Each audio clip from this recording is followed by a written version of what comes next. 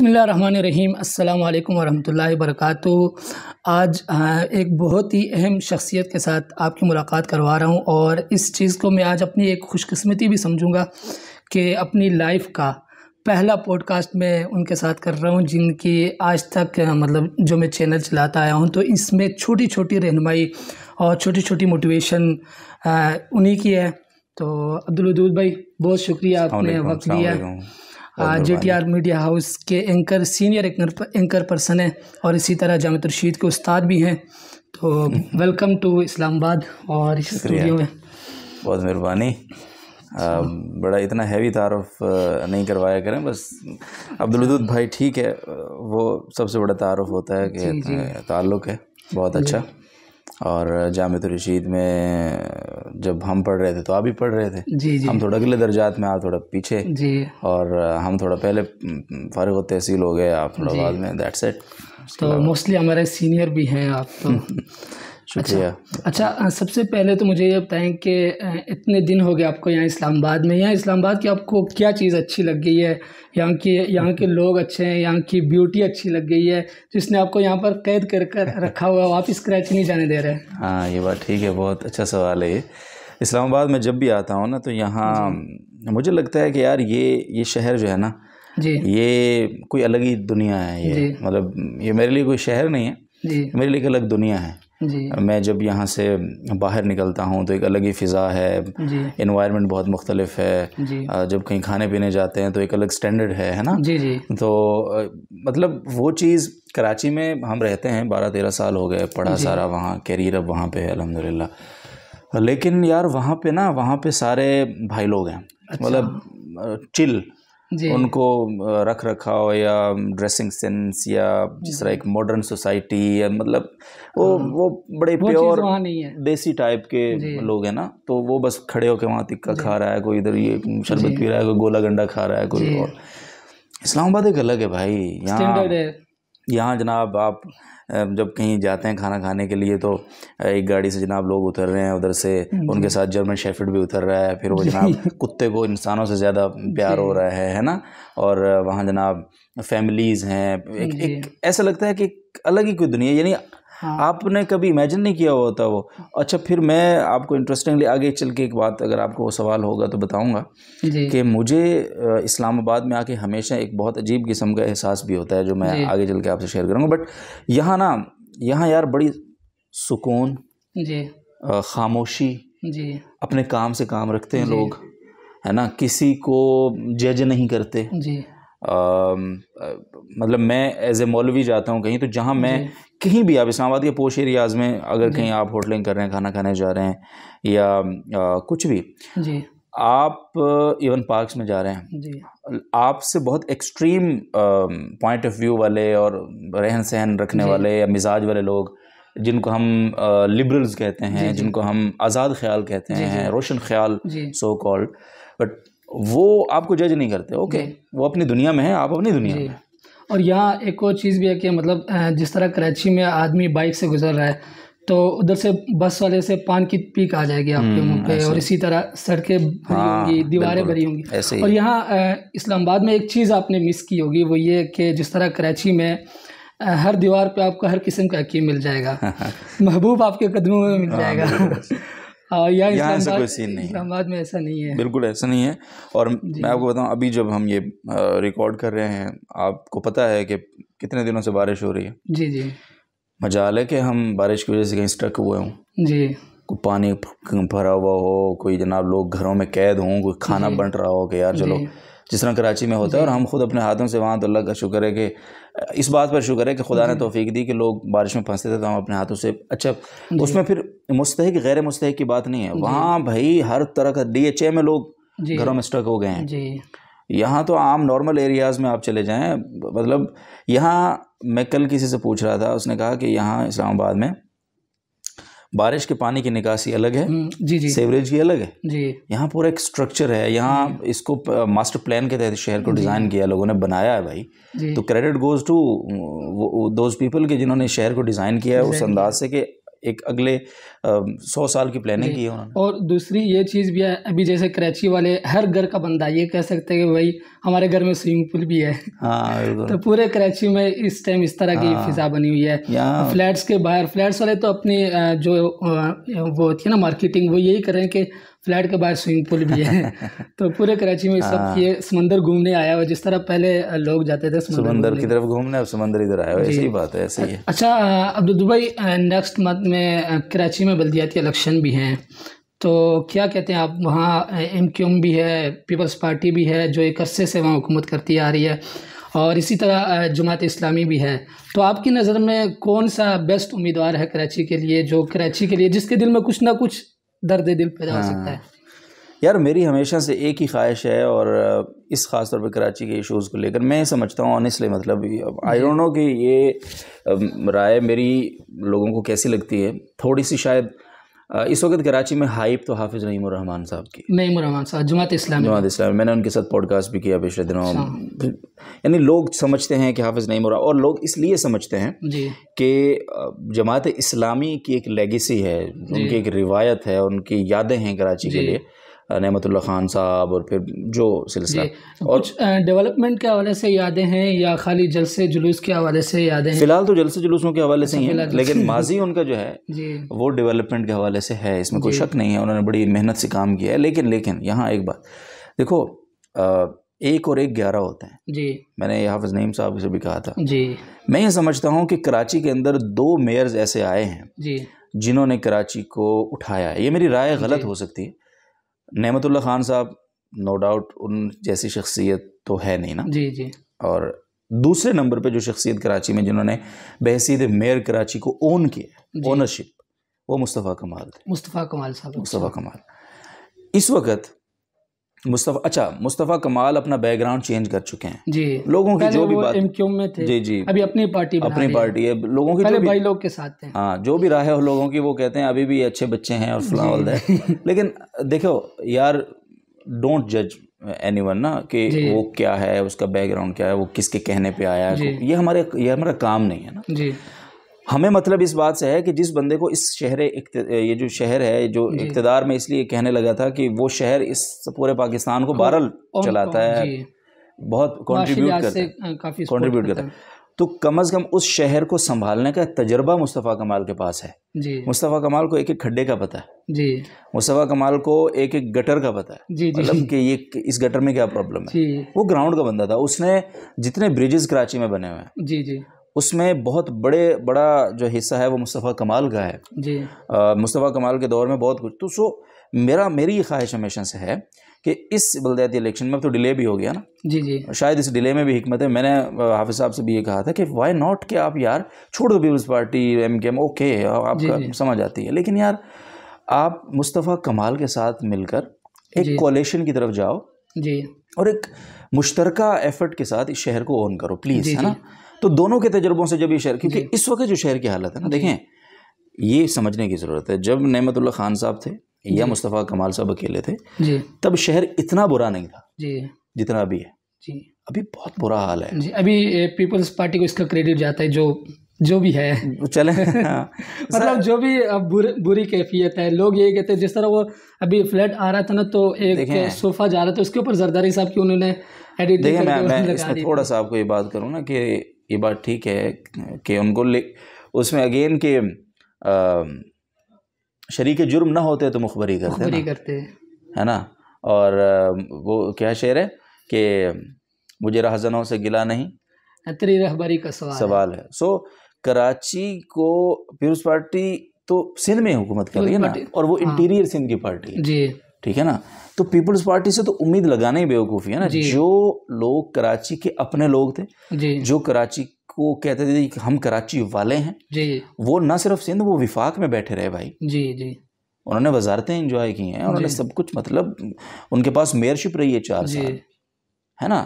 तो ऐसा तो नहीं था कि उनके पास कुछ नहीं था जी जी, था नहीं किया। एक हैवी बजट भी है। तो मैं ये कह रहा हूँ कि पीपल्स पार्टी को तो हम सबसे आखिर में बोलेंगे कि उसने नहीं किया है। देखें जी, अगर आपको मुझे आपसे कोई चीज़ है ना, मुझे आपसे उम्मीद नहीं है, मिसाल के तौर पर मैं आपसे वैसे ही मायूस हूँ, तो मैं आपसे शिकवा भी नहीं करूँगा। बिल्कुल बिल्कुल।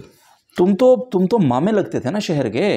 तुम तो कहते थे कि ये शहर हमारा है, हम इसको सूबा बनाएंगे, ये है वो है, मतलब तासुब की बुनियाद पे शहर की पार्टीशन करने की कोशिश की तुमने क्या किया जी। सो पहले तो हम आपस में अपना गिरेबान जाएंगे, देन फिर पीपल पार्टी की तरफ जाएंगे। अच्छा अब्दुल वदूद भाई, जिस तरह आपने मुस्तफा कमाल साहब की बात की है कि सेकंड ऑप्शन वो है, सेकंड ऑप्शन नहीं, अगेन मैं ये कहता हूँ कि ये कोलेशन एफर्ट होनी चाहिए। अच्छा, कोलेशन एफर्ट, यानी मुस्तफा कमाल और जमात इस्लामी दोनों मिलकर आए जी, मेयर डिप्टी मेयर जी। अच्छा, मुस्तफा कमाल साहब का जिस तरह बैकग्राउंड था भाई के दौर में, भाई साहब के दौर में ना, तो ऐसा ना हो कि जब वो इक़्तिदार में आए तो दोबारा से वही कराची के हालात, दोबारा से वही मारधाड़ और वही नौजवानों को जो है वर्गला कर उनके हाथ में। मुझे नहीं लगता, ऑनेस्टली स्पीकिंग, मुझे इसलिए नहीं लगता कि मैं मुस्तफा कमाल साहब से मिल चुका हूँ बहुत बारी जी। देखिए ना, ऑब्जर्वेशन ही होती है जी, हम जब बात कर रहे हैं ना तो हमारी बात ना तो कुरान ना हदीस ना कानून कुछ नहीं है जी, जस्ट एन ऑब्जर्वेशन। मैं ऑब्जर्व कर मैंने किया है मुस्तफा कमाल साहब को, काफ़ी चीज़ें चेंज हुई हैं, चेंजिंग है, ऐसा नहीं है, डोंट जज विद पास्ट। हाँ बिल्कुल ऐसा नहीं है, उनके माजी की वजह से तो हम कुछ नहीं कह सकते हम जी। अच्छा चल ठीक, अब्दुल भाई अब आते हैं अपने जो असल मीडिया की तरफ, इस तरफ आते हैं। तो मुझे ये बताइए कि जिस तरह आप एक अरसे से मीडिया की फील्ड से वाबस्ते हैं, वीडियोस के प्रोडक्शन का काम करते हैं, तो मैं भी कुछ अरसे से ये काम कर रहा हूँ, वीडियोस प्रोडक्शन का काम करता हूँ। जैसे ही जो है मतलब कैमरा सामने लगा होता है और हम लोग ट्रायल बेस पे कोई अपनी वीडियो रिकॉर्ड कर रहे होते हैं, तो ट्रायल बेस पे हम लोग स्मूथली बोलते चले जाते हैं, लेकिन जैसे ही कैमरे का बटन ऑन होता है और हमारे दिमाग में मैसेज जाता है कि कैमरे का बटन ऑन हो गया, तो यूँ समझे कि हमारी काम पे टांगने लग जाती है और जो हमारे अल्फाज है ना वो यूँ अदा होते हैं जिस तरह नहीं, एक उन्होंने कहा था काम पे टांगने वाली के बारिश आता है तो पानी आता है, और जब ज्यादा बारिश आता है तो ज्यादा, फिर इस तरह के अल्फाज निकलने लग जाते हैं। ये क्या है, मतलब कैमरे के साथ कौन सा डर है, इतना खौफ इससे क्यों है? हाँ बिल्कुल, ये मुझे अच्छा सवाल है यार। मेरा ख्याल है कि खौफ से ज्यादा ना मुझे लगता है ज़ाती तौर पर कि ये एक रिस्पॉन्सिबिलिटी है, वो जो रिस्पॉन्सिबिलिटी का एहसास है ना जी। मैं एक रिकॉर्डिंग चल रही है, फिर आप नाश्ते के पूछ रहे हैं, किधर है? अच्छा इसलिए शोर आ रहा है, तो उन्होंने कहाँ जाना है? ऊपर जाना है उन्होंने, बस 5 मिनट सब्र कर लो यार, ये इंटरव्यू ख़त्म होने वाला है। उस साइड से चला, हाँ उस साइड से, ये कट कर लेंगे ना। हाँ वो सवाल तो कर लिया ना, सवाल कर लिया हाँ जी। हाँ आपका थोड़ा सा जी। और इसमें साथ में ये चीज़ भी बता दें कि ये कैमरे का डर है या पीछे जो ऑडियंस बैठी हुई है उसका जब हम लोग जहन में सोचते हैं तो फिर जो है हम लोग घबरा जाते हैं, तो ये क्या खौफ नहीं है? मैं नहीं समझता कि कोई खौफ है। खौफ से ज़्यादा ना एक रिस्पॉन्सिबिलिटी, एहसास ज़िम्मेदारी कि यार मैं ये बात जो कर रहा हूँ, ये जो मैं बोल रहा हूँ, ये जो मैं अभी मैंने कोई कंटेंट प्रोड्यूस करना है जी, ये क्या उन अवामी तवक्कुआत पे पूरा उतर पाएगा जिस अवाम के सामने मैं रख रहा हूँ जी। ये खौफ है। और जब आप कैमरा बंद करके लगे हुए होते हैं तो उस वक्त कोई एहसास ज़िम्मेदारी नहीं होता ना, पता है कि आपस में लगा हुआ हूँ जी। और जिस तरह बड़ा मशहूर लतीफ़ा है ना वो जी, एक बंदे ने जो है वो कहीं मजमे में जाके बयान करना था और उसने वहाँ प्रैक्टिस के लिए एक गोभियों के खेत में जाके उनको मुखातब करके तो खूब प्रैक्टिस की जी। और जब उसने समझा ना कि ओ अब तो मैं रेडी हूँ जी, तो फिर वो चढ़ गया स्टेज पे, आ गया, हज़ारों लोग थे, पहले गोभियाँ थी। अब वो जैसे ही उसने बिस्मिल्लाहिर्रहमानिर्रहीम पढ़ के चुप हो गया। अब वो खड़ा रहा काफ़ी देर, तो लोगों ने, तो जब उससे कुछ नहीं बोला गया ना, उसने कहा भाई गोभी गोभी होती है, बंदे बंदे होते हैं ना। तो जब आपके सामने ये एहसास होता है ना आपके दिल दिमाग में कि भाई ये चीज़ अब लोगों के पास जाएगी और एक बहुत बड़ी रिस्पॉन्सिबिलिटी का एहसास होता है जो होना भी चाहिए, वो है, खौफ नहीं। अच्छा ये बताएं कि ये जो एक ये रहती है, ये प्रॉब्लम रहती है, ये कुछ अरसे तक रहती है या फिर बाद में जाके ये सेट हो जाती है? यार नहीं, मेरा ख्याल है ये रहनी चाहिए, और ये रहनी चाहिए। आज भी आपको ये प्रॉब्लम होती है? मुझे होती है, ऑफ कोर्स। अच्छा मैं आपको बताऊं, ये इंटरेस्टिंग बात है, मैं अपने जितना मेरा दिन गुजर रहा है ना, जैसे मुझे हर गुजरते इंटरव्यू के साथ, हर गुजरते एक्सपीरियंस के साथ ये लगता है कि यार मज़ीद चस नहीं आई। मैं सही कह रहा हूँ। मुझे लोग मुझे एक बड़े सीनियर रात 1 बजे मुझे एक बहुत सीनियर साथी ने फ़ोन किया जी, वो भी मीडिया से वाबस्ता है, करसे से जी। उन्होंने मुझे फ़ोन करके कहा, वदूद भाई क्या पॉडकास्ट है बॉस जी, मैं मतलब वो उसने बहुत बहुत एप्रिसिएशन सब कुछ।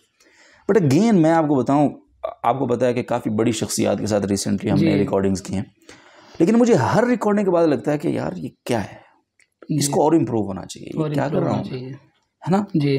हालांकि अच्छा मैं ये भी आपको बता दूं, मैं अपनी ऑडियंस, ऐसा नहीं है कि मैं उठता हूँ मुंह धोता हूँ और कैमरे के सामने बैठा, ऐसा कुछ भी नहीं है। आप बिलीव कीजिए कि जिस शख्सियत के साथ मुझे प्रोग्राम करना होता है ना, मैं बसों का 3-3 दिन रिसर्च करता हूँ उसके लिए जी, उसको पढ़ता हूँ, उसके सैकड़ों जो है ना मिनट्स सुनता हूँ, इंटरव्यू सुनता हूँ, उसका बायोडाटा चेक करता हूँ, उसका बैकग्राउंड देखता हूँ, उसके रिलेटेड जितना जो उसका फ़न है, जो उसका प्रोफेशन है, उसके मुतालिक पढ़ता हूँ। पिछले दिनों मैंने एनर्जी पर एक करना था प्रोग्राम किसी के साथ, एक बहुत बड़े इंजीनियर साहब हैं जर्मनी से, उन्होंने PhD की एनर्जी क्राइसिस पे, तो मैंने एनर्जी क्राइसिस के ऊपर बात करनी थी, तो मैंने उनको प्रेजेंटेशंस बना के दी, इतना मैंने रिसर्च की जी, मतलब उनको जवाब बना, हाँ उनको बोला कि सर मैं इस पर बात करना चाहता हूँ, अच्छा जी, है ना।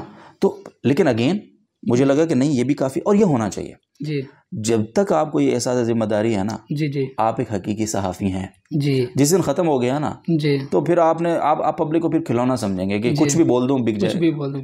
बहुत सारे लोग हैं इस तरह, कुछ भी बोलते हैं और ऐसा बिकता है कि हमें हैरत हो रही है कि यार हम 3-3 घंटे की 4-4 5-5 घंटे की मेहनत करते हैं और जो है ये बात ठीक है आपकी, और इससे मायूस नहीं होना चाहिए, मायूस नहीं। हमारे तबके में ये है, देखो लोग हंसना भी चाहते हैं, हमारे चेहरों पे थोड़ी माशाल्लाह दाढ़ी है, टोपी है, मौलवियों को लोग वैसे ही कम देखना पसंद करते हैं, हमारी अपनी हरकत, लिमिटेशंस हमारी बहुत ज़्यादा, लिमिटेशंस देखिए। दूसरी बात ये है कि हमारे पास वो म्यूज़िक और थरथल्ली और वो चीज़ें नहीं है ना, फिर उतना वो जाहिर है कि लोग हंसना चाहते हैं, लोगों को थोड़ी सी लाइट बात पसंद है, तो आई थिंक कि वो जो पार्क्स में घूम के लोगों से पूछ रहे होते हैं बुरे बुरे सवालात के, वो अजीब अजीब किस्म के कैप्शंस तो अट्रैक्ट करते हैं नेचुरली लोगों को, तो वो मिलियंस में चले जाते हैं व्यूज़। हाँ, और दूसरी ये बात भी है कि अगर एक आदमी सुबह फैक्ट्री में काम करने जाता है, कोई भी कहीं पर भी मुलाजमत करने जाता है, जब वो आके सोशल मीडिया खोलता है तो वो अपने इल्म के लिए नहीं खोलता कि यार मेरे इल्म में, वो इस एंटरटेनमेंट के लिए। हाँ, सही बात। तो इस वजह से ना वो मवाद ज़्यादा। अच्छा मुझे ये बताएं कि आपने जिस तरह ये प्रोडक्शन का काम कर रहे हैं, तो सबसे बड़ी आपकी जो है ना लाइव रिकॉर्डिंग जिसमें आपने की हो? हाँ, मेरी लाइव रिकॉर्डिंग सबसे पहले गुज़िश्ता रमज़ान में, एक तो ये रमज़ान गुज़रा, से पिछला जो रमज़ान था 2020 का रमज़ान था ना, 21 का ग़ालिबन 20-21 यूँ कर लेते हैं। तो उसमें हमने टेलीथॉन किया था जामिया रशीद निज़ाम तालीम, नहीं उससे भी पहले, यानी मजमा वाला तो 27वीं शब को हुआ, 14 और 15 रमज़ान को 2 दिन तसलसल के साथ हमने जामिया रशीद निज़ाम तालीम का, हाँ 4-4 घंटे पे चला गया था। यानी बड़ा ये मैं आपको सही बात बताऊं, ये मैं ख़ुद को क्रेडिट देता हूं जी, मुझे मैं दे सकता हूं, आई नो यार कि 4 घंटे आप लाइव हो, और मैं टीवी चैनल्स को जानता हूं, मैं लोग, मुझे पता है लोग किस तरह से कर रहे होते हैं काम, लोग जो एंकर्स होते हैं, जो होस्ट होते हैं, वो किस तरह से मतलब एक 10 मिनट उनकी रिकॉर्डिंग होती है, फिर टिश्यूज़ आते हैं, फिर कंघियाँ आती हैं, फिर मेकअप आता है, फिर वो सब हो रहा होता है। लेकिन 3 घंटे बल्कि 4 घंटे हम मुसलसल लाइव थे जी, और इतना मुश्किल था कि सामने ऑडियंस भी असातिज़ा की थी जी जी, उस्ताद साहब बैठे थे, मतलब इससे बड़ी रिस्पॉन्सिबिलिटी नहीं हो सकती, और ज़िंदगी का पहला इतनी बड़ी ट्रांसमिशन का लाइव तजुर्बा था जी जी। लेकिन खुदा का बड़ा शुक्र है, मैं मेरे लिए बड़ा एजाज़ है कि जब नेक्स्ट डे हमारे जो दूसरे दिन पे ट्रांसमिशन गई, हमने एक ही दिन करनी थी, बट वो चीज़ें इतनी तवील हो गई कि वो हमें दूसरे दिन पे जाना पड़ा जी। तो अगले दिन पे जब हम गए, तो अगले दिन हज़रत उस्ताद साहब दामद बरकातुहूम की जो एक पोती का इंतकाल हुआ, अच्छा, सुबह में जी जी। बहुत गमगीन था हज़रत के लिए, बिकॉज के हज़रत उस पोती से बहुत अटैच थे, अच्छा, बकौल उस्ताद साहब के कि मेरे हर गम का इलाज थी ये, अच्छा, वो छोटी सी थी जी जी। तो वो उसके बाद जो है, मैं जब अगले दिन वो टेलीथॉन हुआ, तो जब वो टेलीथॉन ख़त्म हुआ तो मेरे लिए बड़े एजाज़ की बात है कि हज़रत स्टेज पे आए और बोला कि मैं आज हमने पूरी फैमिली के साथ मैंने बैठकर ये देखा है अंदर बड़ी स्क्रीन पे, और मैं आपको बताऊं कि मैं अपनी इस पोते के गम में, इतना मेरे लिए ज़िंदगी का शायद बड़ा गम है ये जी जी।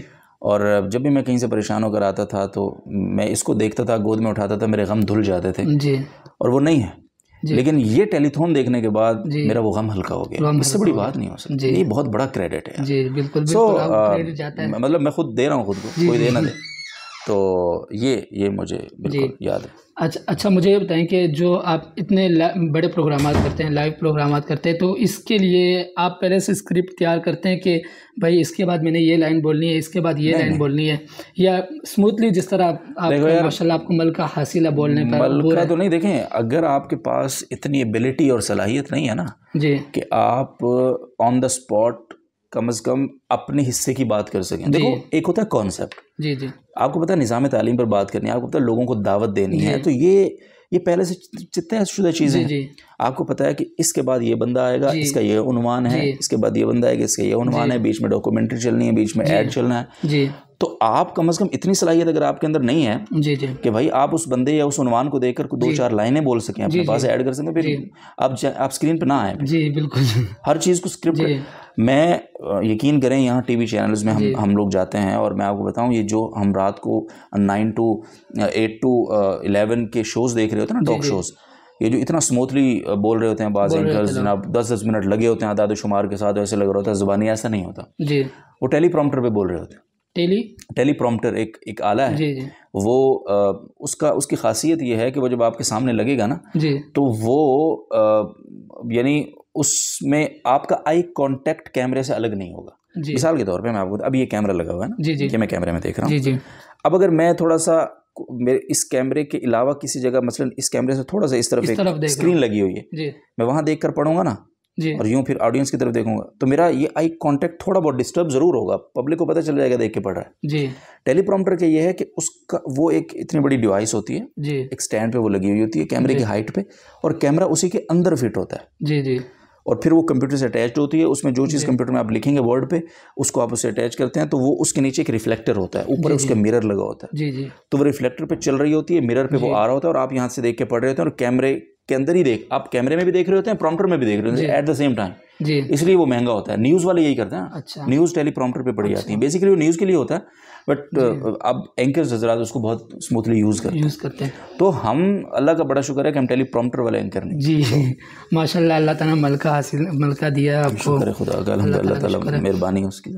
अच्छा ये बताएं कि जिस तरह आप इतने बड़े प्रोग्रामात करते हैं स्मूथली, 1 घंटे का भी होता है, इससे भी ऊपर होता है, लेकिन बहरहाल ये कि नॉर्मली 1 घंटा, तो ये बताएं कि कभी एक लफ्ज़ में आप उसको ज़्यादा वो नहीं लीजिएगा, जिसे बोलते हैं बंड, हाँ, कभी आपने कोई बंड मारा हो जिसकी वजह से पूरी वीडियो मीडिया हाउस को डिलीट करनी पड़ी हो, या कोई भी उससे कंट्रोवर्शियल कोई चीज़ पैदा हुई हो, तो क्या? यार ऐसा कोई भंड याद, मतलब उस तरह का कि पूरी वीडियो डिलीट, भंड तो बहुत होते हैं देखें। अच्छा, भंड होते हैं, आप इंसान वो कर लेते हैं, आप इंसान हो जी जी, आप इंसान हो ना अगर, तो आपसे भंड होंगे जी, होते हैं जी, ऐसा नहीं है कि हर चीज़ एक्यूरेट हो, ऐसा कुछ भी नहीं है, बहुत भंड होते हैं जी, लेकिन उनको फिर कवर किया जाता है जी। आपके अंदर इतनी सलाहियत, मैं अगर बोल रहा हूँ ना जी जी, तो मैंने बोल दिया, मैंने कोई भंड कर दिया जी, ठीक है ना। मिसाल के तौर पे मैं बुला रहा हूँ एक मुफ्ती साहब को जी, तो मैंने कहा कि मुफ्ती तारिक मसूद साहब को मैं दावत देता हूँ जी, वो आएँ और अपने ख्यालात का इजहार फरमाएँ जी। अब मैंने मतलब अब मैं इसको किस तरह से, आई डोंट नो कि, लेकिन वो आए और मैं मसलन मिसाल के तौर पे मैं सवालात भूल गया, आ गया, वो बैठे मेरे सामने, मेरे पास अब मैं सवालात मैंने लिखे नहीं हुए या कुछ भी ऐसा बोल, मैंने उनसे कुछ चवल ऐसी कोई और चीज़ उनसे पूछ लिया कुछ, तो वो, या फिर उन्होंने, अच्छा वो फिर इतना बोल्ड शख्सियत है, उन्होंने वो शादियों पे शुरू हो गया एकदम जी, है ना, ऐसा कुछ, तो वो बड़ा मुश्किल हो जाता है कंट्रोल करना चीज़ें। तो मैं फिर उसको कि जी मुफ्ती साहब का मिजाज तो आप लोगों को पता है ना जी जी, तो ये तो साथ साथ चलेगा ना, मतलब उसको इस तरह से मैं खुद ही कवर कर लेते हैं। चाहिए जाए कि पब्लिक मुझे बोले कि तू क्या बोल रहा है यार, मुफ्ती साहब को बोल इस पे बात करना, ये थोड़ी, तो मैं लोगों को खुद ही बता दूं कि आई नो दैट कि वो थोड़ा सा लाइन से उतरे हैं, बट है ना। एक बार ऐसा हुआ कि हम लाइव शो कर रहे थे और वो नहीं बोलता मुझे, अच्छा, तो लाइव शो था और उसमें मेरे साथ 2 मुफ्तियान इकराम ऑलरेडी बैठे हुए थे और मुफ्ती तारिक मसूद साहब ने ज्वाइन करना था लाइव में जी, वो लेट हो गया थोड़े, तो मैं होस्ट की सीट पे बैठा था। वो स्टूल होते हैं ऊंचे, एक बिल्कुल ऊंचे ना, और टेबल हमारा राउंड था जी, इधर मेरे साथ एक मुफ्ती साहब बैठे थे, इधर आखिरी कुर्सी मुफ्ती साहब की। अब वो स्टूल हाइट पे थे, उन्होंने मतलब यहाँ पाँव रख के अपनी एड़ी रख के और चढ़ के ऊपर बैठना था। अब मुफ्ती साहब आए, लाइव है जी, रियल टाइम लाइव, मुफ्ती साहब आए और आके ना कूद के ना उसके ऊपर बैठे ना। अच्छा। बैठते ही पता नहीं उनको क्या हुआ, वो समझ रहे थे मैं इसको ऊंचा करूं, किल्ली नीचे से ना, मतलब पकड़ के तो ऊंचा करना चाह रहे थे। आपको पता है जब आप किसी ऐसी चेयर पे बैठते हैं, हाइड्रोलिक चेयर पे, तो वो बैठने के बाद अगर आप किली को पुश करते हैं ना तो वो डाउन होती है, वो ऊंची नहीं हो सकती। ऊंची करने के लिए आपको उतर के उसको तो वो ना काफ़ी हाइट पे था, तो एकदम उन्होंने ना वो किली उठाई ना जैसे, तो दुड़ूम करके ना वो एकदम सारी तकरीबन इतनी हाइट होगी, वो यूं नीचे गई ना कि मुफ्ती साहब वो टेबल के ऊपर सिर्फ दाढ़ी यूं निकली ऐसा ना।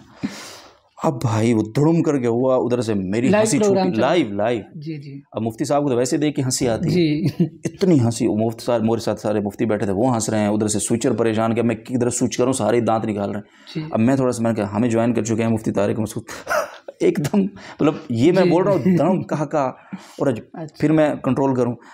मुफ्ती साहब तशरीफ ला चुके हैं और हम जी।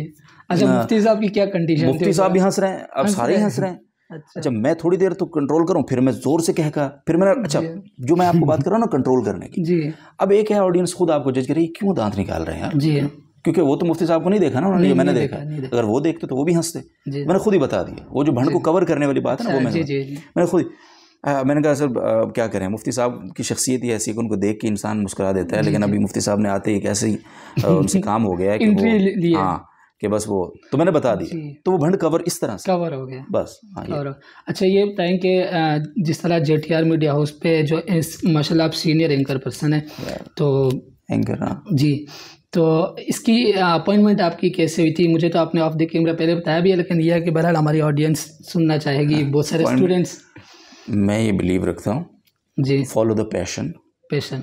आपका पैशन जब तक नहीं होता ना, तो किसी प्रोफेशन को आप बगैर पैशन के ज्वाइन करेंगे ना, तो वो सिवाय एक 9 to 5 की नौकरी से ज़्यादा कुछ नहीं होता। मेरा जब जामिया रशीद से फ़ारिग तहसील में हुआ 2017 में, तो मुझे इदारे ने ऑप्शन दिया था कि आपने रुकना तो इधर ही है जी जी, ये नंबर 1 ऑप्शन है, 2, 3 3 ऑप्शंस दिए थे कि ये नौकरियाँ तुम्हें करनी है, और उनमें से एक भी मीडिया नहीं था इंटरेस्टिंगली। अच्छा, काफ़ी सारे थे, मन पर नहीं जाता।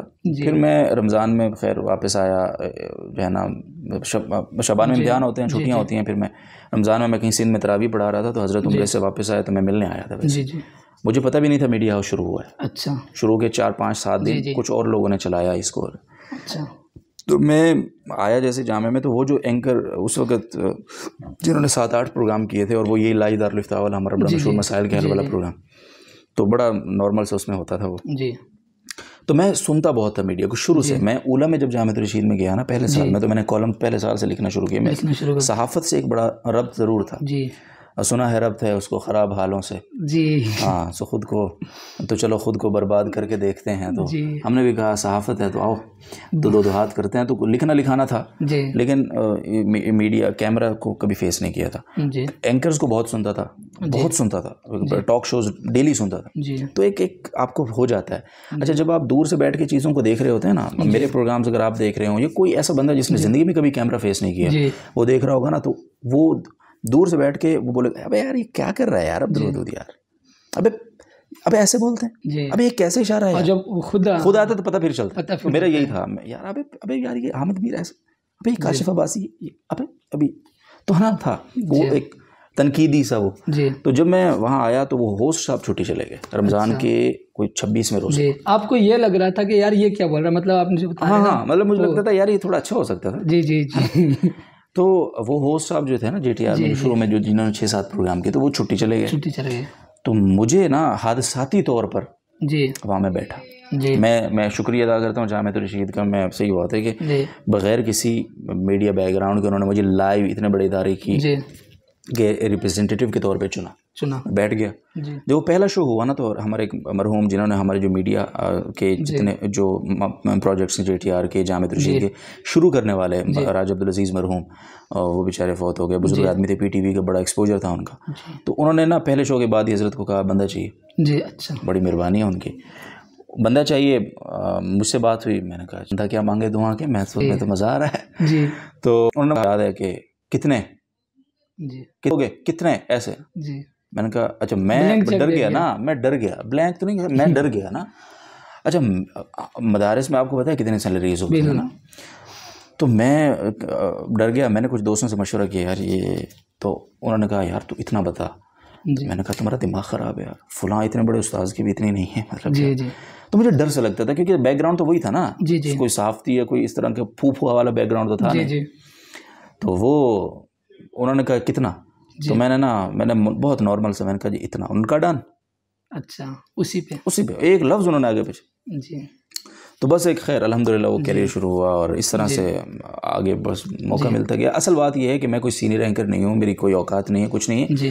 बस अल्लाह ताला की भी ये बहुत मेहरबानी है कि उस ज़ात ने, जब मैं था तो मेरा कोई कंपटीशन में मेरा कोई बंदा नहीं था मेरे सामने, वरना शायद मेरी कोई औकात अभी। और आपको इस चीज़ पर भी बहुत ज़्यादा क्रेडिट जाता है कि जामिया रशीद के जितने भी स्टूडेंट्स हैं उनको मीडिया हाउस पे चुन चुन कर लाना, उनके अंदर सलाहियतों को देखना, फिर उनको चुन कर मीडिया हाउस पे रिप्रेजेंट करना, तो इसमें आपको बहुत क्रेडिट जाता है। और दीगर मीडिया हाउस भी है जिस तरह बिन्नूरिया मीडिया, तो वो मेरे ख्याल से इतना नहीं करते जितना आप ये एफर्ट करते हैं तलबा के लिए। मेरा ये बिलीव है हमेशा से कि यार आप वन मैन आर्मी नहीं हो सकते हो जी। यू हैव टू मतलब ना कि रियलाइज़ कि आपको एक टीम बनानी है ना, आपको टीम वर्क करना है। ये इदारा बहुत बड़ा है, ये किसी एक शख्सियत पे रिलाई नहीं कर सकता। आज अब्दुल वदूद है, कल नहीं होगा, है ना। तो फिर क्या होगा, मतलब अगर मैं अपने आप ही को सिर्फ वहाँ पे बैठ के और हर चीज़ को तलबा तैयार करके मैं समझता हूँ कि GTR को ब्रांड बनना चाहिए, अब्दुल वदूद को नहीं। जी बिल्कुल, मेरा इतना पॉइंट है। और उसी के लिए मैंने मेरे सबसे पहले मैं ख़बरनामा खुद करता था, मैंने वो ख़बरनामा शिफ्ट किया एक साथी की तरफ, आपको पता है वो कौन है। फिर उसके बाद वो उस साथी से फिर लेकर फिर एक तालिब इल्म की, ऊला के तालिब इल्म की तरफ, है ना। तो कोशिश की है कि वहाँ से पावर को नीचे जो कैमरा है उस कैमरा फेस करने के वाले अपॉर्चुनिटीज़ आगे तकसीम है, ताकि ज़ाहिर है टीम एफर्ट हो।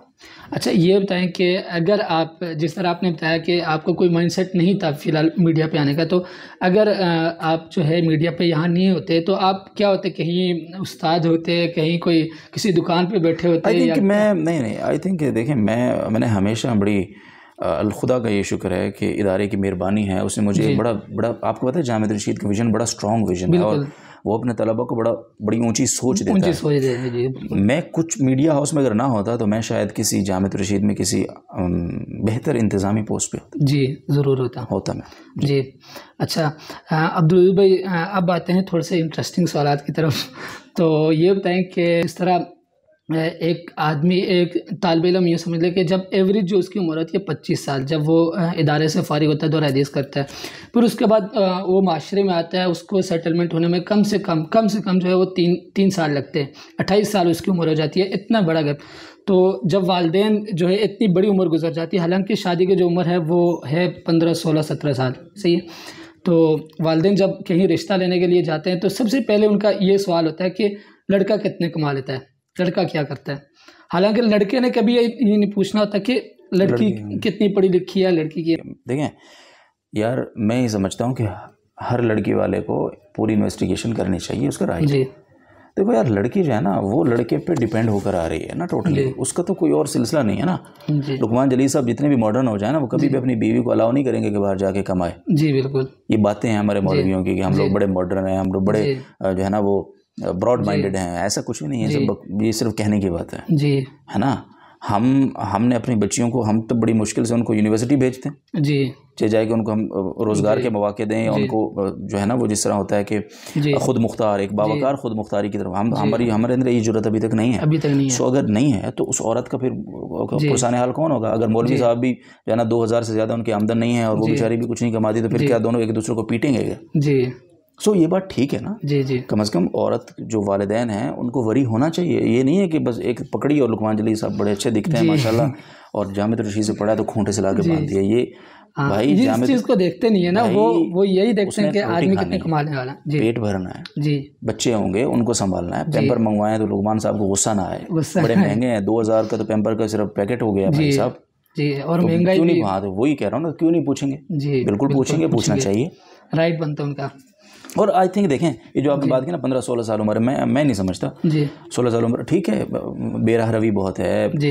इंसान आजकल जो है ना बहुत लौंडा हो गया है लड़का, तो वो ज़ाहिर 12 साल की उम्र में भी उसको चाहिए शादी, है ना। लेकिन फैक्ट ये है कि भाई नहीं होती। अच्छा, दूसरा एक बहुत बड़ा जो मेन इशू आता है हमारे यूनिवर्सिटीज़ के जो लड़के फारिग होते हैं, इसी तरह जो मदरसे के तलबा फारिग होते हैं, जब वो ग्रेजुएशन कंप्लीट कर लेते हैं, इसी तरह दौर हदीस कंप्लीट कर लेते हैं, तो लड़के का अपना एक माइंडसेट बना होता है कि मैंने ये काम करना है, और वालिदैन का अलग माइंडसेट बना होता है। तो वालिदैन और बच्चे के दरमियान एक क्लैश सी पैदा हो जाती है। वालिदैन कहते हैं कि हमने इतने साल इन्वेस्टमेंट की है और हम चाहते हैं कि आप ये बने, जबकि वालिदैन जो है उनकी यूँ समझे कि वो पुरानी उम्र के, यानी कि पुराने आइडियाज़ होते हैं। जो बच्चा है उसके मॉडर्न उसने दुनिया देखी होती है, तो उसके नए आइडियाज़ होते हैं नई दुनिया के। तो बच्चा जो है वो क्लैश सी आ जाती है। क्लैश को कैसे ख़त्म कर सकते हैं? जी, क्लैश को कैसे ख़त्म कर, वालिदैन को इस पर कॉम्प्रोमाइज़ करना चाहिए या बेटे को ही वालिदैन की माननी चाहिए? अच्छा, बहुत अच्छा सवाल है। देखिए मैं आपको बताऊं, ये सवाल, ये सूरत हाल पैदा कब होती है, पहले इसको समझें। जब आप शुरू में ना, जब आप मदरसे को जाते हो जी, जब आप मदरसे ही वालिदैन की ख्वाहिश पे जाते हो ना, तो ये सूरत हाल पैदा होती है जी। आपका अगर अपना दिल नहीं है ना मदरसे पढ़ने का, तो कभी मत जाएं जी। मेरा छोटा भाई है सर, MBBS कर रहा है, एक ही भाई है जी। जब वो उसने पाँच जमातें मुकम्मल की हैं मेरे ख्याल है, मिडिल की जी। तो मेरे वालिदैन को बुखार सवार हो गया, हाफिज़ बनाना है इसको। अच्छा, वो बच्चा प्राइमरी में, मिडिल में, मैट्रिक तक लेवल में तहसील का टॉपर बच्चा था जी। मैसिव उसका FSC में जब हमने उसको एडमिशन दिलाया तो उसने फुल ब्राइट स्कॉलरशिप में लाहौर में FSC की जी। मैं आपको बताऊं, इतना टैलेंटेड बच्चा। मैंने कहा यार, मैंने अब्बा अम्मी को कहा, मैंने कहा देखो मैं हूँ ना अल्हम्दुलिल्लाह हाफिज़ ना जी। इस बच्चे को अगर आप ज़बरदस्ती उसके पूछे बगैर, उसकी ख्वाहिश के बगैर इस मदरसे में घुसाओगे ना, तो ना खुदा ही मिलेगा ना विसाल सनम जी। तो प्लीज़ इसको थोड़ा, मैं अच्छा मेरा वो भाई है, मैंने उसको अलग बुलाया, मैंने कहा हाँ भाई क्या मूड है, तो वो मुरब्बत में मुझे कहता था जैसे आप बोलो। मैंने कहा देखो जो तू बोलेगा वो होगा, तू बोल, मैं तेरे पीछे खड़ा हूँ, मैं अब्बा अम्मी से लड़ जाऊँगा जी। बिकॉज मैंने थोड़ी बहुत बाहर देख लिया है चीज़ें कि एक नए बच्चे की प्रॉब्लम क्या है कि बच्चों की आजकल प्रॉब्लम है क्या, वालिदैन उनका क्लैश आता है, अल्टीमेटली मुस्तकबिल बर्बाद होता है बच्चे। मैंने छोटे भाई को ना, मैंने उनको वालिदैन को कहा, अच्छा इसमें एक सूरत ये थी कि मैं लड़ता वालिदैन से कि नहीं हो ही नहीं सकती, मैंने अब दरमियान की सूरत, मैंने वालिदैन को कहा, मैंने कहा देखो आप एक काम करो, इसको स्कूल से नहीं हटाओ जी, स्कूल जाता रहे, पार्ट टाइम में इसको मदरसे भेज कर देख लो, हम देखते हैं ना इसका इंटरेस्ट कितना है उसमें, हिफ्ज़ में। अगर इसने अच्छा रिस्पांस दिया तो हम वहाँ से इसको हटा के हिफ्ज़ में डाल देंगे, और अगर नहीं दिया तो नाज़रा तो माशाल्लाह मुकम्मल है, तो फिर इसको इधर ही कैरी ऑन करो। अब जनाब हमारे उस्ताद थे बड़े अच्छे, जिनसे मैंने भी हिफ्ज़ किया, वो मदरसा भी साथ था, बड़ी हमें अपॉर्चुनिटी मिली, तो मैंने ना शाम को वो जाता था मदरसे, खुदा गवाह है कि वो 2-2 घंटे रोज़ाना, 2 घंटे छोटे नहीं है, जिस बच्चे ने हिफ्ज़ करना होता है ना, और जिस बंदे से वो स्कूल के साथ साथ भी 1-2 साल में हिफ्ज़ मार देता है। 1 साल में चौधरी अदनान साहब अगर सुन रहे होंगे ये जी, 31वां पारा हिफ्ज़ किया उसने 1 साल में, बड़ी मुश्किल साल में 30वां एक पारा। तो मैंने जब वालिदैन को रिजल्ट दिखाया, मैंने कहा ये है मूड है जी, उनका नहीं तो ठीक है। अच्छा, आज वो MBBS कर रहा है, ठीक है, उसमें वो बहुत अच्छा है माशाल्लाह जी। उसने FSC लाहौर में अच्छे नंबरों से की, लम्स जैसी यूनिवर्सिटी के टेस्ट हमें बताए बगैर पास कर लिए, हार्वर्ड की स्कॉलरशिप ले ली है ना माशाल्लाह, 36-40 लाख की, तब 2018 की बात मैं कर रहा हूँ। लेकिन उसके बाद हमने सोचा कि हमारे इलाके के अंदर क्या कौन सी डिग्री ज़्यादा इफेक्टिव होगी, तो हमने वो 36-40 लाख की स्कॉलरशिप छोड़ के MBBS के लिए एंट्री टेस्ट उसने दिया, अल्लाह का शुक्र है वो भी मेरिट पे पास हुआ, 97% उसने नंबर एंट्री टेस्ट में लिए, और इस वक्त वो सिम्स में पढ़ रहा है, सर्विसेज मेडिकल। अल्लाह ताला उसको मज़ीद कामयाबी से नवाजे। तो अच्छा अब्दुल भाई एक लास्ट, अच्छा ये अगेन मैं थोड़ा सा अब आपकी बात को जो आपने पूछा ना मदरसा, आप ना शुरू में जब वालिदैन को हर चीज़ में इन्वॉल्व करते हैं ना, मैं आपको बताऊं मेरे वालिदैन जो है ना, उन्होंने बोला था इधर पढ़ लो जी, क्या कराची के अलावा मदरसे नहीं, जिस तरह होता है नेचुरली, आप कश्मीर के हैं तो लोगों ने आपको भी बोलोगे यार कश्मीर से कराची है, तो मैंने कहा सर देखो, अब्बा अम्मी से कहा, मैंने कहा पढ़ना है तो कराची पढ़ना जी, नहीं पढ़ना नहीं, खुद जिद की, ये जिद करनी चाहिए वालिदैन से। जब मैं वहाँ चला गया ना जी, तो मुझे याद है कि अच्छा फिर वालिदैन का रोल बढ़ जाता है जी, मैंने कभी अपने वालिदैन को अपना रिजल्ट नहीं बताया जी, ये जो बात में होता है ना जी, अब्बू जी इतने नंबर आए हैं जी, भाई मेरे वालिद ने कहा देखो ये पढ़ाई तुम्हारी है, तुमने अपनी मर्जी से गया ना, तुम जानो पढ़ाई जाना, खर्चा जब चाहिए हो बताइए। इसका मतलब ये भी नहीं है कि वालिदैन बिल्कुल बच्चों से बेखबर हो जाना जी जी, तरबियत के पहलू से ज़रूर, बट उनको स्पेस देना चाहिए, उनको एतमाद देना चाहिए कि वो खुद से अपने आप को देखें, अपने ख्याल खुद रखें। तीसरे साल में ना मुझे वहाँ गले का टॉन्सिल्स का बहुत मसला था, तो मैंने बुखार रहता था हर वक्त, तो मैंने ना ये फैसला किया कि मैं ना 1 साल के लिए, वो गैर विफाकी साल था, तो मैं जहाँ आकर पढ़ लेता हूँ, फिर मैं राबे के लिए वापस चला जाऊँगा इलाज करवाने के लिए। हज़रत भी मान गया उस्ताद साहब, मेरा उस वक्त हज़रत से ज़्यादा ताल्लुक़। शुरू से ही आपने जाम तस्लीम पढ़ा है? जी जी, ऊला से। तो जब मैंने सब मान गया, उस्ताद साहब मान गए, इदारा मान गया, तो मैंने अब्बे को फ़ोन, मेरा अब्बा बहुत नॉर्मल सा एक गवर्नमेंट सर्वेंट है जी, तो मैंने उनको फ़ोन किया, मैंने कहा मुझे इस तरह मैं 1 साल के लिए वापस आना चाहता हूँ, 1 साल यहाँ पढ़ूंगा, फिर मैं, मेरी तबीयत ख़राब। तो मेरे वालिद ने कहा देख बेटा एक बात कान खोल के सुन ले, जी, पढ़ना है ना जी, तो यही जामे तो रशीद है, नहीं पढ़ना तो वापस आ जा। वापस ये जो मदरसे बदलने वाली हरकत है ना, ये दोबारा मुझसे कहना भी मत, मर जा बेशक उधर ही पढ़। जी, मैं वालिदैन का लाडला था, ऐसा नहीं है कि वो मुझसे तंग, जी, जी, मैं सबसे बड़ा बेटा था और बहुत लाड था। तो मेरे वालिद ने, अच्छा ये जो वालिद साहब की डांट थी ना, इसने मुझे यहाँ तक पहुँचाया है, मैं जानता हूँ अल्हम्दुलिल्लाह, मैं वहाँ पढ़ा हूँ सर। जी, जो मैंने किया है, मैंने कभी वालिदैन को हर छोटी छोटी मसले में इन्वॉल्व नहीं किया कि मेरे साथ दफ्तर में ये मसला, इवन के मैं कह देता हूँ कि जामिअत रशीद से मेरा इखराज भी हुआ, किन वजूहात से हुआ आपको पता है, हम बहुत ज़्यादा हद से ज़्यादा लीडर थे, ठीक है, वो क्लैश था, मैंने 1 साल दारुल में पढ़ा, फिर जामिअत रशीद से हट के। इस मामले का भी मैंने वालिदैन को नहीं बताया, इतने बड़े मामले का भी, है ना।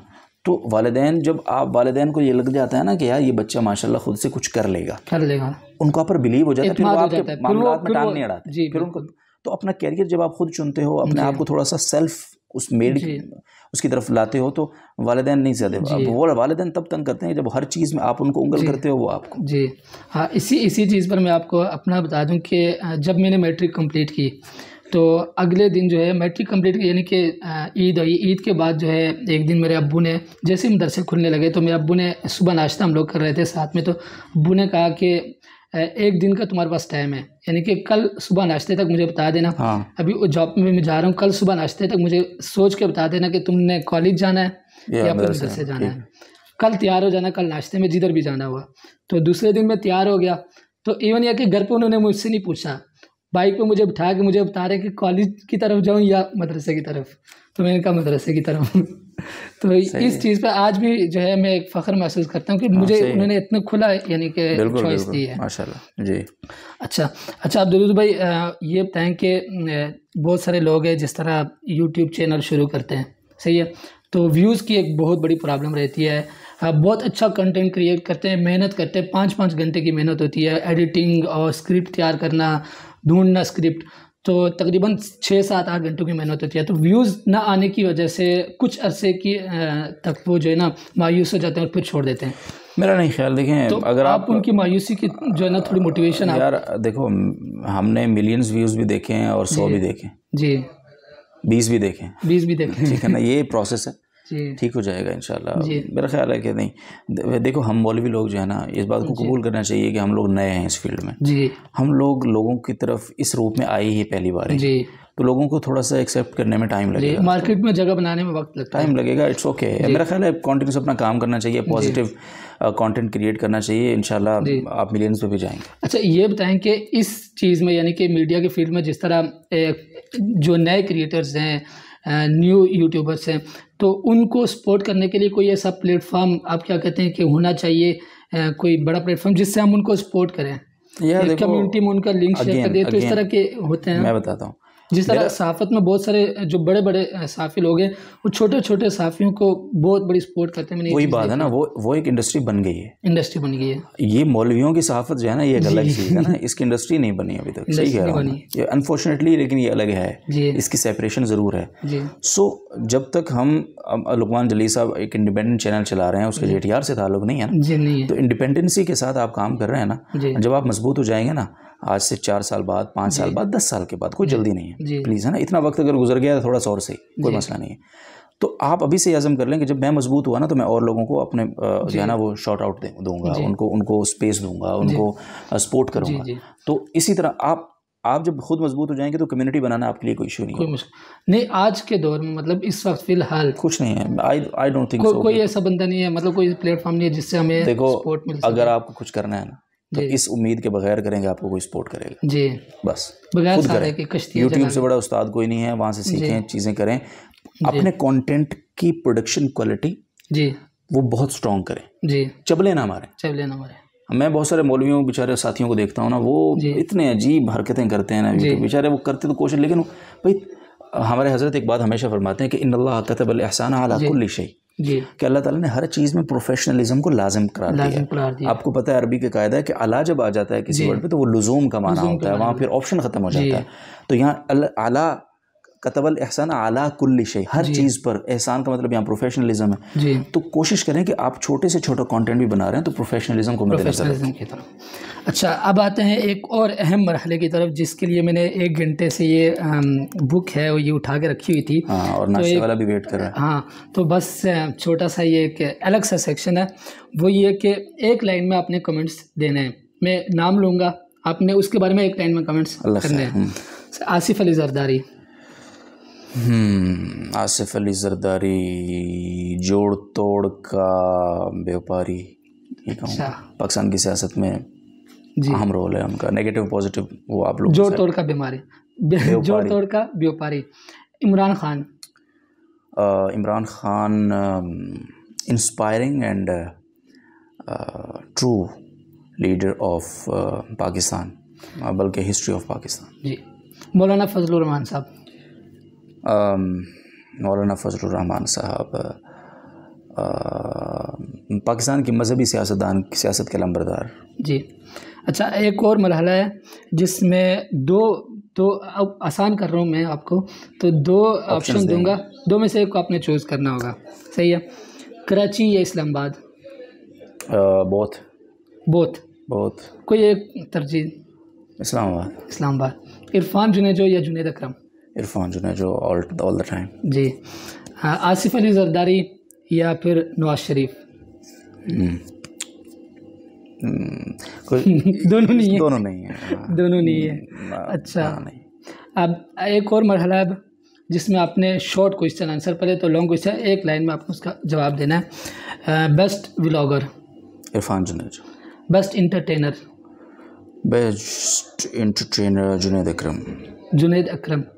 जुनेद अकरम या नादिर अली?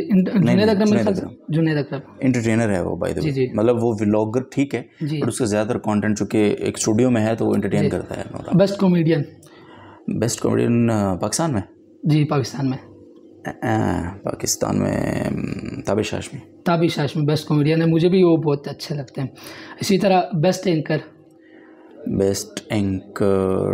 पाकिस्तान में अगर हम बात करें तो मुश्किल है काफ़ी, यानी एक टफ सवाल आपने किया है, लेकिन best anchor I think in Pakistan कौन हो सकता है? आप? शाहज़ेब खानज़ादा मेरे ख्याल में। नहीं, आई डोंट नो कि वो क्यों बेस्ट एंकर है। ठीक है, आपकी चॉइस है, बट मेरे नज़दीक वसीम बदामी। ठीक है, अब एक और मरहला है, और इस मरहले को, इस चीज़ को ईजाद करने वाला शायद मैं हूँ। पहली बार मैं ला रहा हूँ, और लास्ट है, इंटरव्यू बहुत तवील हो गया। वो ये कि कुछ जुमले जिनको ईजाद करने वाले का आपने नाम बताना है। अल्लाह खैर। जी, तो ये तो मेरे नॉलेज पे सवाल उठा रहे हैं आप। अच्छा जी। जिसका पहला जुमला है, कहाँ पे टांग रही है? वन एंड ओनली वज़ीर ख़ारिजा ऑफ पाकिस्तान, अनफॉर्चुनेटली बिलावल भुट्टो ज़रदारी। और दूसरा जुमला है, जब बारिश आता है तो पानी आता है। बिलावल भुट्टो ज़रदारी। अच्छा, तीसरा है कि ज़मीन हम इतनी गर्म कर देंगे कि मौलाना फजलुर रहमान। ठीक है, नाज़रीन हमारे साथ मौजूद थे JTR मीडिया हाउस के senior anchor person Abdul Wadood भाई। एक जुमला मैं भी पूछ लेता हूँ ना आपसे। जी। मत्थे रंग दियांगा जी, इमरान खान। अच्छा, अब लास्ट में अब्दुल वदूद भाई, आप हमारे सामीन को कुछ पैगाम देना चाहें? और एक पैगाम तो ये देना कि इतनी मेहनत कर रहा हूँ। हाँ, देखो यार, बात ये, देखो मैं आपको बताऊँ एक इंटरेस्टिंग बात। मैं भी एक यूट्यूब चैनल है, मैं कभी पंगे शंगे लेता हूँ। हमारे व्यूज़ भी 100-150 ही होते हैं भाई जी। हमें पता है अपनी औकात। ओके जी, मैंने कभी अपने यूट्यूब चैनल के लोगों से नहीं कहा प्लीज़ सब्सक्राइब, है ना? जी। कहना चाहिए, बुरी बात नहीं है, बट मुझे लगता है कि यार जब मैं प्रॉपर इस यूट्यूब को अपना प्रोफेशन बनाऊंगा ना, तो फिर मैं इनसे सब्सक्राइबर भी मांग लूँगा। लुकमान भाई बहुत मेहनत कर रहे हैं, आई नो दैट ना। इस्लामाबाद में ये इनको मैं बहुत तंग करता हूँ। अभी इंशाल्लाह ये अमली सहाफ़त की तरफ जा रहे हैं, और वो सहाफ़त जो इस वक्त पाकिस्तान की ज़रूरत है, पॉजिटिव सहाफ़त। इनको मैंने, इस्लामाबाद जो शहर इक़्तिदार है, वहाँ हर वक्त एक बहुत ही सियासी हिजान रहता है, और मेरा ज़ाती तौर पर सियासी और जो पॉलिटिकल जर्नलिज्म है उसमें बहुत इंटरेस्ट है, बट समहाउ मैं नहीं कर सकता। जी। तो मैंने लुकमान भाई को बोला है कि तुम करो और टाइट करके करो। जी। तो ये माशाल्लाह बड़ी मेहनत करते हैं, कोशिश करते हैं, अपने तज्ज़िये वगैरह देंगे और ऑथेंटिक होंगे वो, बिलीव मी। तो प्लीज़ उनको सुनिएगा, उनको प्यार दीजिएगा। और ये ख़ास तौर पे Islamabad high court, supreme court को कवर करने का भी इन्होंने सिलसिला शुरू किया है दीगर साफ़ियों के साथ, तो वो भी बहुत एक मज़ेदार सिलसिला होगा और एक ऑनेस्ट ओपिनियन आप तक आएगा। तो बेसिकली बात यह है कि इनका चैनल जो है ना उसको आपने प्यार मोहब्बत ज़रूर देनी है, क्योंकि ज़ाहिर है कि अपने अभी तो ये जेब से सब कुछ कर रहे हैं, लाखों रुपए का इन्होंने माशाल्लाह को जो है ना वो अभी पंगा शंगा भी लिया है। तो लेकिन प्लीज़ आपने इनको वो पैसे वापस करने हैं, हमने करने हैं। तो मैं भी आपके साथ हूँ और हम मिल के, तो लुकमान भाई का चैनल ज़रूर आप सब्सक्राइब करें जी। अच्छा, बीच में आपकी एक बात रह गई जी, आप कह रहे थे कि अगर आपने सवाल पूछा तो मैं बताऊंगा, तो क्या कहते हैं वो कवर हो गया या आप कुछ कवर हो गया? आई थिंक जी कर दिया हमने। ठीक है। हमारे साथ जैसा कि मौजूद थे मौलाना अब्दुल वदूद साहब, JTR मोहम्मद अब्दुल वदूद भाई, तो आपका बहुत बहुत शुक्रिया वक्त देने के लिए। तो इंशाल्लाह मिलेंगे किसी नेक्स्ट व्लॉग में। बहुत शुक्रिया जनाब, थैंक यू।